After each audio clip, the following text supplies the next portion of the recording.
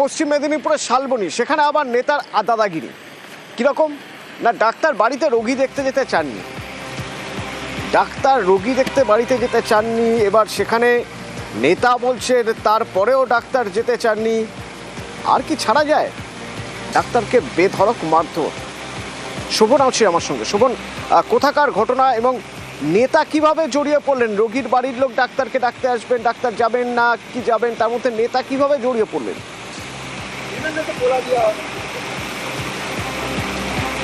দেখো অতনুরা, যে রোগীর কথা বলা হচ্ছে সেই রোগী কিন্তু তৃণমূল নেতা যার নামে অভিযোগ উঠছে, সেই তৃণমূল নেতার সম্পর্কে কাকি হয় এবং তিনি দীর্ঘদিন ধরে অসুস্থ অবস্থায় ছিলেন এবং গতকাল অর্থাৎ সোমবার যখন তার শারীরিক অসুস্থতা আরো বাড়াবাড়ি হয়, সেই সময় কিন্তু এই তৃণমূল নেতা এবং তার পরিবারের লোকজন স্থানীয় যে গ্রামীণ চিকিৎসক ছিল নিখিল কুমার ঘোষ, তার বাড়িতে যান। তার বাড়িতে গিয়ে তাকে আসতে বলেন ওই তৃণমূল নেতার বাড়িতে সেই রোগীকে দেখার জন্য। কিন্তু যে গ্রামীণ চিকিৎসক তিনি সেটা জানান যে তিনি করোনার সময়কাল থেকেই কিন্তু তিনি লোকের বাড়িতে গিয়ে, অন্যের বাড়িতে গিয়ে রোগী দেখা বন্ধ করে দিয়েছেন এবং তিনি বাড়িতেই রোগী দেখছেন। তিনি সেই তৃণমূল নেতাকে বলেন যে যে রোগীর কথা বলা হচ্ছে সেই রোগীকে তার কাছে নিয়ে আসা হোক, তাহলে তিনি দেখবেন।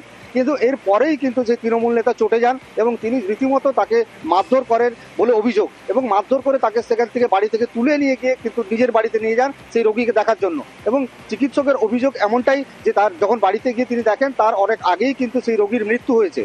অর্থাৎ যে অভিযোগ উঠছে, মারধরের অভিযোগ উঠছে চিকিৎসককে, সেই চিকিৎসক কিন্তু ইতিমধ্যেই লিখিত অভিযোগ থানায় দায়ের করেছেন শালবনী থানায় এই তৃণমূল নেতা। অর্থাৎ শালবনীর সঙ্গে কি বলছেন তিনি, শুনি। চন্দন চক্রবর্তী বলে একটা ছেলে এসে আমাকে ওর বাড়িতে নিয়ে যাওয়ার জন্য আসে। ওর মায়ের শরীর খারাপ বললো যে মাকে একটু দেখতে চলো। আর বিগত কয়েক বছর যাবৎ আমি রুগী দেখতে যাওয়া বন্ধই করে দিয়েছি। কাঞ্চন চক্রবর্তী ওখানে নেতা মদ খেয়ে এসে খুব গালাগালি করছে আমাকে, বলছে তোর সারা তোকে আজকে যেতেই হবে, নাহলে মারবো বলেই আমাকে গায়ে হাত তুললো এবং বেশ চড়কা পড়ো কয়েকটা দিল। বেধড়ক মারধর করার পরেও নেতা দাবি করছেন তিনি নাকি মারধর মোটেও করেননি, তিনি নাকি ধমকেছেন শুধু। সম্পূর্ণ মিথ্যা অভিযোগ, সম্পূর্ণ মিথ্যা অভিযোগ।